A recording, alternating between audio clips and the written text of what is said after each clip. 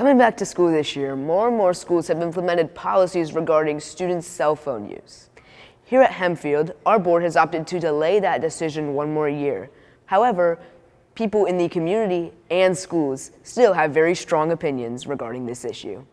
And while cell phones assist people every day, they are not necessarily meant for the classroom.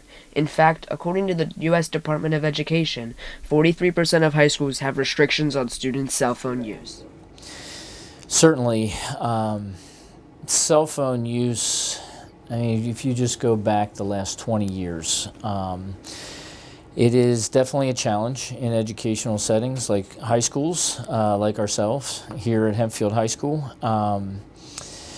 The issue of mental health issues, bullying. As Mr. Conrad stated, cell phones have a great effect on mental health. In fact, according to the National Association for Health, 77% of them say that cell phones contribute to a declining mental health state. There's a lot of really compelling research there in terms of the relationship to the mental health crisis, specifically the connection between social media and smartphone access, kids suffering from isolation, feelings of depression, anxiety, self-harm, attempted self-harm, and even sadly attempted suicide and suicide. According to this study conducted by the Franklin and Marshall College, 84% of Pennsylvania voters believe that schools should be allowed to limit students' cell phone use.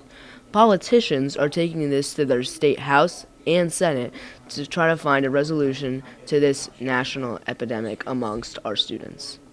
Schools, through the Mental Health and School Safety Grant Program.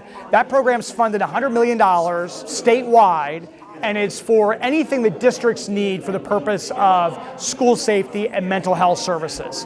So an eligible use of those dollars now is for schools to buy lockable bags that the technology can be safely secured in. And incidentally, this summer, I pulled some data from last year, and I was invited by our school board when this issue was brought up to present to them our data here at Hempfield High School.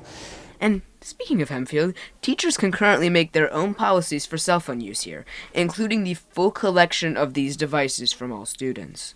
Regarding the example mentioned, some people believe that these restrictions would actually be for the betterment of the student body. To school students, I get you may not like it, but give it a try. And I think you'll find that it brings you peace and it improves the school building. While there may be concerns regarding these new procedures and student freedom, 1% of students here at Hempfield experienced some sort of cell phone infraction last year. Mr. Conrad found some data that takes these facts to another level regarding the disciplinary processes of these issues.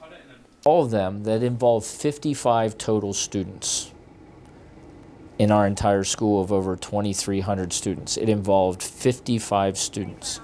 And what that meant is students with multiple referrals, there were 26. Cell phones can be a valuable educational resource, but their distractions can't be overlooked. As we move forward, it is important for educators, students, and parents to make policies that harness the benefits of these devices while minimizing their downsides. For Hempfield Happenings, I'm Noah Valley.